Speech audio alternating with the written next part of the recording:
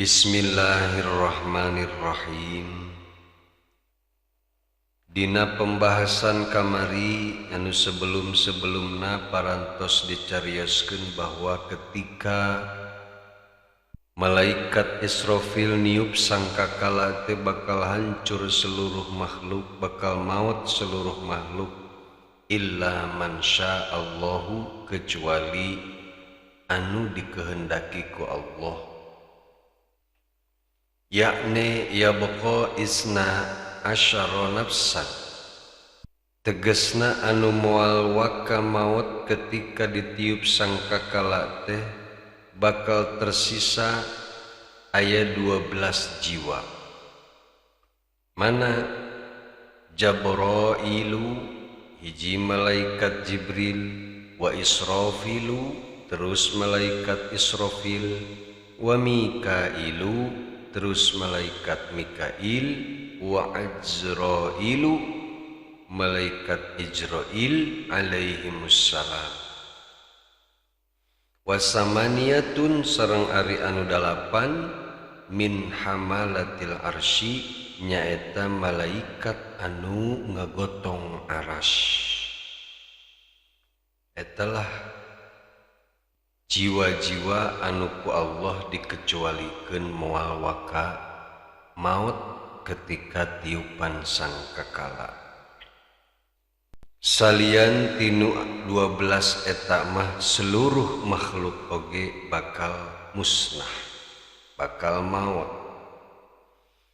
Fatabaqad dunya bila insin, maka tinggallah dunia ieu tanpa dieusi ku manusia, kosong melongkong. Wala jinnin, jeung moal aya jin, wala syaitonin, jeung moal aya setan, wala wahsyin, jeung moal aya binatang-binatang. Geunah teh mah moal pasedek-sedek. Summa yaqulullahu ta'ala, kemudian Allah subhanahu wa ta'ala nyarios, ya malakal maut, inni khalaqtu laka bi'adadil awwalina wal akhirina a'wanan. Wahai malaikat maut, sanyanyana kaula parantos nyiptakeun pikeun anjeun asisten-asisten atanapi pembantu anu jumlahna sarua jeung makhluk anu mimiti diciptakeun nepi ka nu terakhir. Loba berarti ya asisten malakal maut teh. Wa ja'altu laka quwwata ahli samawati wal ardina, sareng kaula parantos nyiptakeun pikeun anjeun kekuatan sebanding jeung ahli langit jeung ahli bumi. Sakumaha nu tos dicaritakeun dina bab-bab sebelumna, jadi teu kudu dicaritakeun panjang lebar deui supaya teu panjang teuing jeung ngirit kuota. Wa inni albasukal yauma saubal ghadab, sareng sanyanyana kaula dina poe ayeuna bakal makean ka anjeun pakaian kemarahan, pakaian murka. Fa anzil bi ghadabi wa satwati ala iblis alaihi laknat, maka anjeun ayeuna kudu turun bari mawa amarah kaula sareng bari mawa cambuk kaula ka iblis anu dilaknat. Fa'adhiqhul mauta, terus ku anjeun eta si iblis teh bere ngasaan paeh. Wahmal alaihi mirarata mautil awwalina wal akhirin minal insi wal jinni ad'afan mudha'afatan. Terus bebankeun ku anjeun ka eta si iblis berkali-kali rasa kematian tinimiti makhluk anu mimiti maut nepi ka makhluk anu terakhir ngarasaan maut tegesna ti golongan jin jeung manusia berkali-kali lipat ganda. Nyeri na kematian timimiti makhluk dicabut nyawa nepi ke makhluk anu pang akhirna dicabut nyawa bakal dibebankeun ka si iblis jeung dilipat gandakeun eta kanyerina. Hakan ka si iblis. Nah cenah menimu puas ka iblis atuh. Pan musuh eta teh meureunna. Musuh kita bersama adalah iblis. Tapi urang sok kagoda ku iblis, tapi dianggap musuh, tapi kadang-kadang sok dituturkeun ka hayangna. Wal yakun ma'aka minaz zabaniyati sab'una alfan ma'a kulli wahidin silsilatun min salasilil ladha. Terus ku anjeun bawa tah pasukan 70.000 malaikat Zabaniyah. Terus eta malaikat Zabaniyah anu 70.000 teh sina mawa rante tina rante-rante anu menang nyokot tina neraka ladha. Ieu lah arek moro iblis. Saking ku hayang puas Allah nyiksa ka iblis. Dabongan pan iblis nu nantang. Atuh wanianan nantang ka Allah. Saparantosna pasukan Zabaniyah siap-siap rek moro setan. Payunadi malikan liyaftaha abwaban nar. Kemudian dipanggillah ke para malaikat untuk membuka pintu-pintu neraka. Siap-siap menyambut kedatangan sang iblis dan para syaitan. Fayanzilu malakul mauti bisuratin. Kemudian turunlah ia malaikat maut dengan rupa anu aslina. Lau nadara ilaihi ahlus samawati wal ardina sab'i. Seandainya seluruh ahli langit jeung ahli bumi anu 7 lapis teh ningali ka eta malakal maut lamatu kulluhum maka bakal paeh kabeh eta karak nempo doang. Masya Allah. Karak nempo doang rupa asli malakal maut geus paeh manten. Serem-serem eta malakal maut berarti. Wah cenah pirahku. Ate cobaan bae urang tong waka papanggih jeung malakal maut.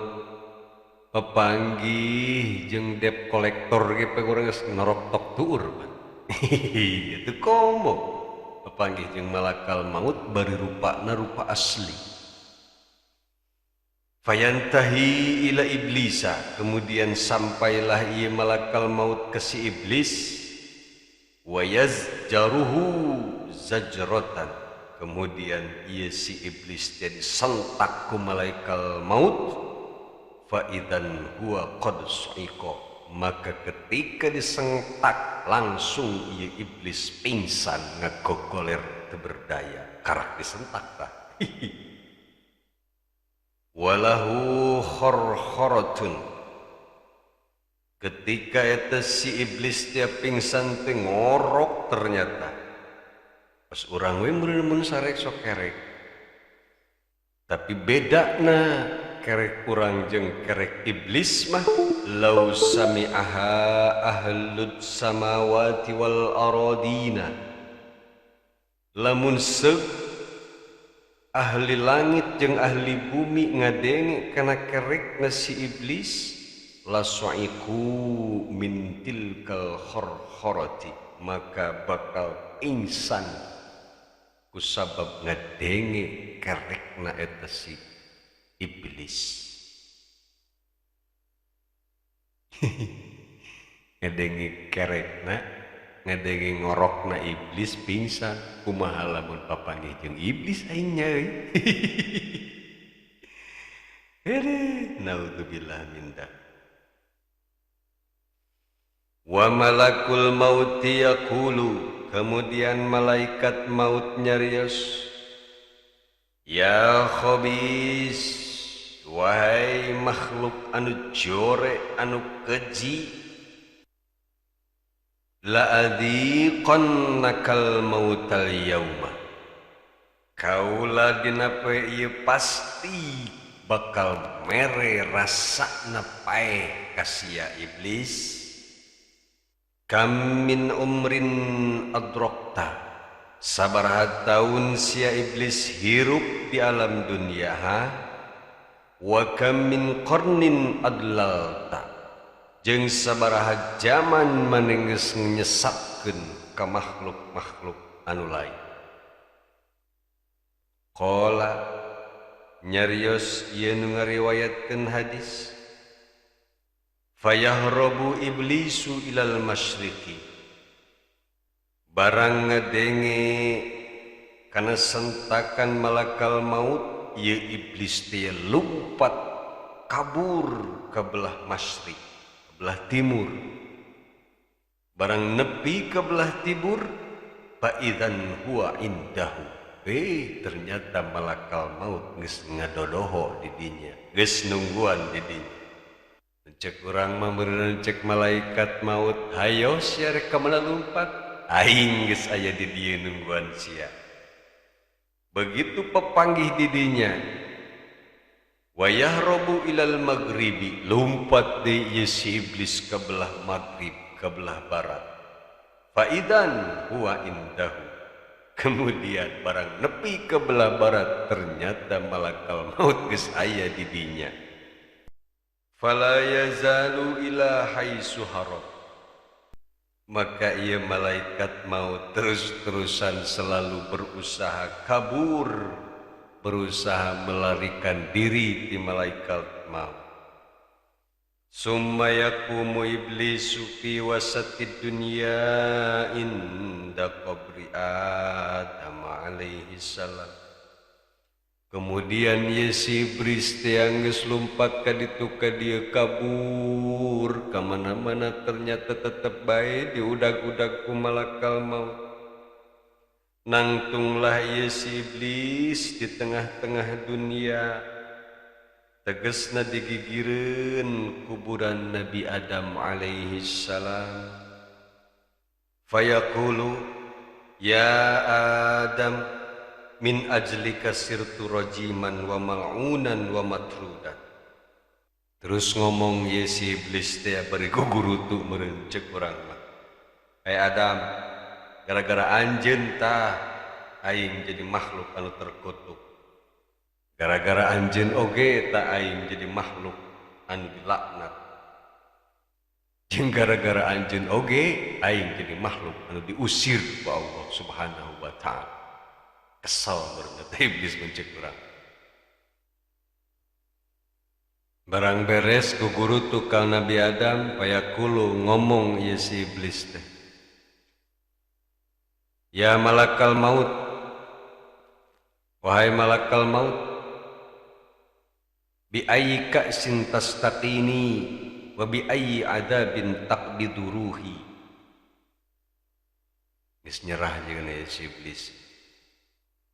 Malakal maut, rek make gelas naon anjeun mere nginum ka kaula. Naon sebab iblis, paeh teh pan haus. Terus anjeun rek mere siksaan model kumaha ka kaula ketika nyabut nyawa kaula. Fayaqulu, teras nyarios malakal maut, bika'sin ladha was sa'ir, kaula bakal mere nginum ka anjeun nu gelasna meunang nyokot ti neraka ladha jeung neraka sa'ir.